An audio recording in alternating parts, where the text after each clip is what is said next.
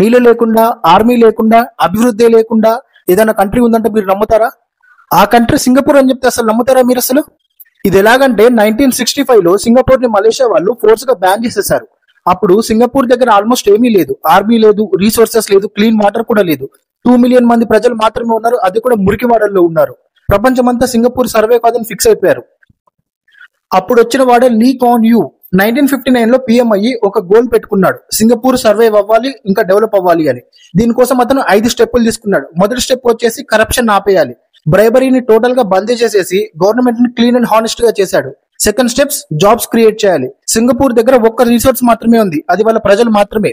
కాబట్టి అతను foreign companies invite చేశాడు, హెచ్పి షెల్ లాంటివి పిలిచాడు, లో టాక్సెస్ చేశాడు, ఫాస్ట్ పర్మిషన్స్ ఇచ్చాడు, బిజినెస్ కి ప్రాబ్లం లేకుండా చేసేసాడు. నెక్స్ట్ థర్డ్ స్టెప్ వచ్చేసి ఎడ్యుకేషన్ ఇంప్రూవ్, ఇంగ్లీష్ ను మెయిన్ లాంగ్వేజ్ చేసేసాడు. స్కూల్స్, కాలేజెస్, టెక్ ఇన్స్టిట్యూట్స్ అన్ని అప్పుడే అప్డేట్ చేశాడు. ఇప్పుడు సింగపూర్ ప్రపంచంలోనే టాప్ ఎడ్యుకేషన్ కంట్రీస్ లో ఒకటి.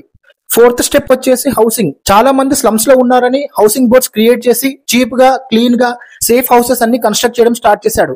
1980 కల్లా సింగపూర్ లో ప్రజలందరికీ సొంత ఇల్లులు కట్టాడు.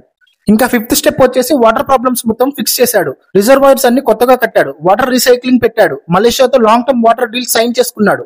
ఇంకా లాస్ట్ కి వచ్చేసి ఫైనాన్షియల్ హబ్, స్ట్రిక్ట్ లాస్ పెట్టాడు. సేఫ్ కంట్రీ కావడం వల్ల సింగపూర్ గ్లోబల్ ఫైనాన్స్ సెంటర్ అయింది. లీ రూల్ కొంచెం స్ట్రిక్ట్ గా ఉండేది, లాస్ అన్ని టైట్ గా ఉండేది, ఫ్రీడమ్ చాలా తక్కువ ఉండేది. ఇతని క్రిటిక్స్ అందరూ అథారిటేరియన్ అనేవాళ్ళు, కానీ లీ మాత్రం సర్వైవల్ కోసం చేస్తున్నా అనేవాడు. ఇలా లీ చేసిన పనుల వల్ల 1965 లో $500 ఉండే జీడిపి 1990కి $14,000 అయింది. అలాగే ఈ రోజు $80,000 దాకా ఉంది. అమెరికా ఇంకా యూరోప్ లోని దేశాల కంటే చాలా ఎక్కువ.